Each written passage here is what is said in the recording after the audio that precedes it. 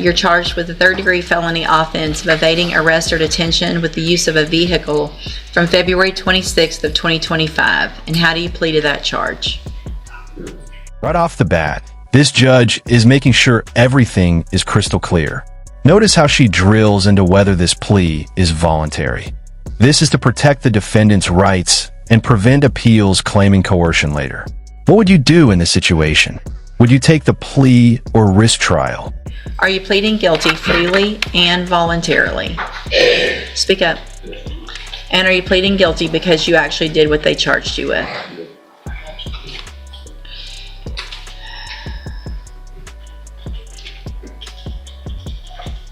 I have here on the computer some documents that have your signature on them that the state has marked as exhibit number 1. Before you signed these, did you go over them with Mr. Lewis? Speak up. Because let me tell you something. I bet you're not talking that low when you're acting. Do you feel that tension? The judge is not playing. She's calling out the defendant's attitude loud and clear. This is more than formality. In court, demeanor can literally sway outcomes. Drop a comment. Is this judge being fair, or is she going too hard? Like all these jail incident reports tell me. When you're calling names and you're acting a fool out at the jail. So use your big boy voice and answer my questions just like you do when you're acting nonsense to those correctional officers out there. Because I bet you're not whispering to them, are you? Are you? Okay.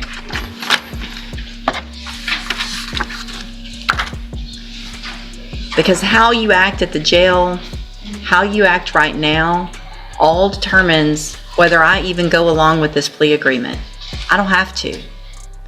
You're on a probation. I don't have to take plea agreements on any probations. If I find that you violated your probation, I can give you anything I want to in that range of punishment. And I can say, you know what, I'm not going to let you guys negotiate. That I don't have to do that legally. So you better be careful with your faces and your words and your attitude, because I've read all of these and I already don't have a good feeling. Do you understand? So you need to give me a better... Quick legal insight. Did you catch that? A guilty plea can trigger immigration consequences, deportation, denial of citizenship.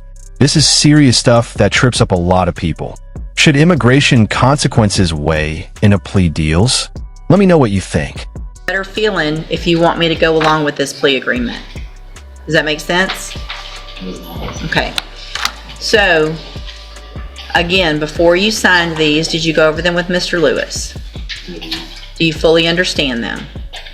And do you understand, if I follow the agreement that you made with the district attorney, that you will be waiving or giving up any right to appeal? Do you also understand, if you're not a U.S. citizen, that a plea of guilty or no contest may result in your deportation, exclusion from admission to the country, or denial of naturalization under federal law? State tenders number 1 in that case? No objection, Judge. It's admitted. Is there any evidence that Mr. Young is not competent? No, Judge. All right, so I'm going to find that you entered your plea of guilty freely and voluntarily. Find that you're mentally competent and you understand the nature and the consequences of that plea. Find sufficient evidence to find you guilty, and at this time find you guilty of evading arrest or detention with the use of a vehicle. Sentence you in accordance with your agreement to a term of 5 years in the Institutional Division of the Texas Department of Corrections. You will receive credit on that sentence for any time that you've been in custody that the law gives you the right to receive. Now, in cause number 21-37857, Your Honor, it's a second amended. Just in the interest of economy, I would suggest we go forward on counts 1, 2, and 13. 13 being the offense he's already pled to.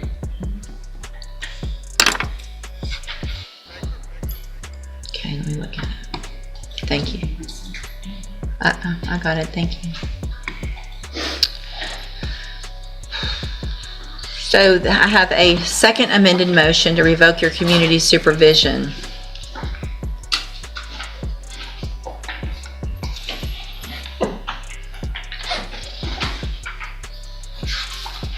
Yikes. Pattern of evasion charges stacking up. At this point, the judge is piecing together a bigger story of repeated violations. Where do you think second chances should stop? Sound off below. So you're on probation. We've got a probation for an evading arrest or detention with the use of a vehicle. And we've got 2 more evading arrest or detention? The second evading is a misdemeanor enhanced to a state jail. And Oh, count 20 right. reads motor vehicle. That's incorrect, Judge. It's evading on foot with priors. Okay, gotcha. So this shows that you were placed on probation August 29th of 2022 for evading with a vehicle, and that was a 10-year sentence in prison that was probated for 5 years. Is that correct?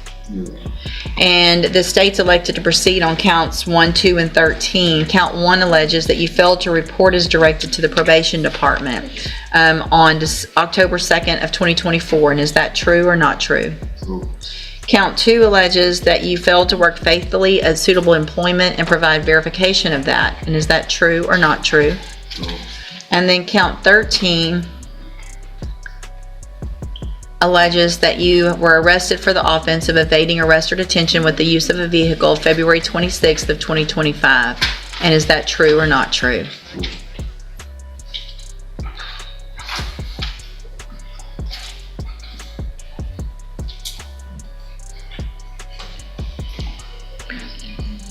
What's the status of the possession and the failure to ID from that date? I believe the failure is, I think, still pending. The failure ID is still pending next door to it. And examining the probable cause affidavit from that date, I don't see that there would be a possession charge, Your Honor. Okay. I will double check and see if there's, I didn't see anything else that like filed or pending. At this point, I'll check and see if there's a lab report pending, but I don't think that's been filed. Okay.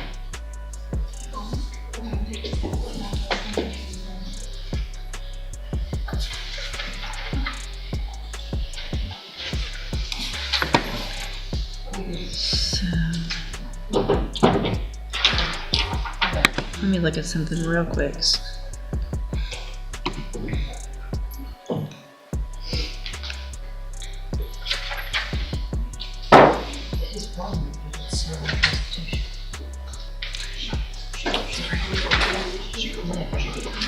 What I'm looking at, just so that you know, Oof, calling community service slavery. That comment might have just torpedoed his plea deal.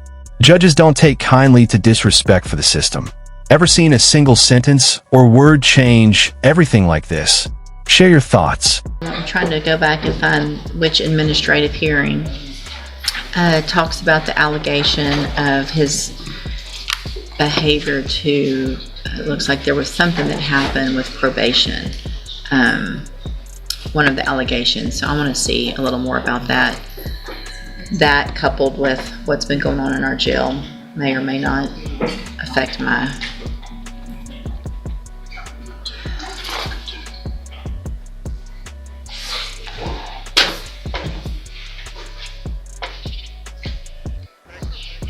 same thing. It's the same thing. You did the same thing to your probation officer that you're doing in the jail. Do you really think that your probation officer is going to go on a date with you? Do you really think that a correctional officer is going to go, yeah, when you get out of jail, you're the guy I want to date? You got in trouble for saying and talking like that to your probation officer, and now you're doing it when you're in jail. Cursed loudly about the work you had to do for your community service, calling it slavery. You think community service is slavery? Do you think that? No. It's the same I'm not taking 5 on the MTRP. I've already taken 5 on the other. Y'all can renegotiate or you can let me do it. So I'll hold everything right now. Y'all go visit some more, but that's the same behavior. We're not gonna reward that. All right, y'all go visit. I'll hold it instead of resetting it. I'll keep this paperwork, but I can make a modification if you come up with something different. But I'm not going to do that.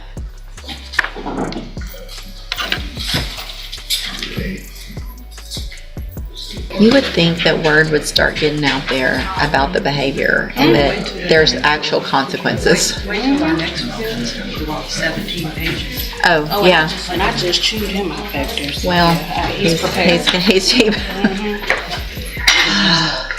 All right, so we are back on the record in cause number 21-37857, and again, you're Jacqueline Young, right?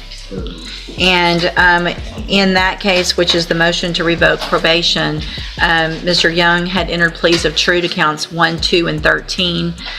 There was an agreement for 5 years in the institutional division, which I said I would. So here's the wrap up.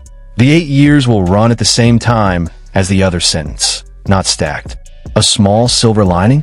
This outcome could have been even worse given the behavior. What's your verdict? Justice served or too harsh? Not accept. Have you guys had an opportunity to visit? We have, Judge. And what is the?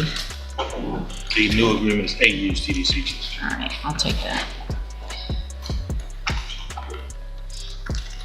And Mr. Nichols, that's your agreement as well? Yes, Your Honor.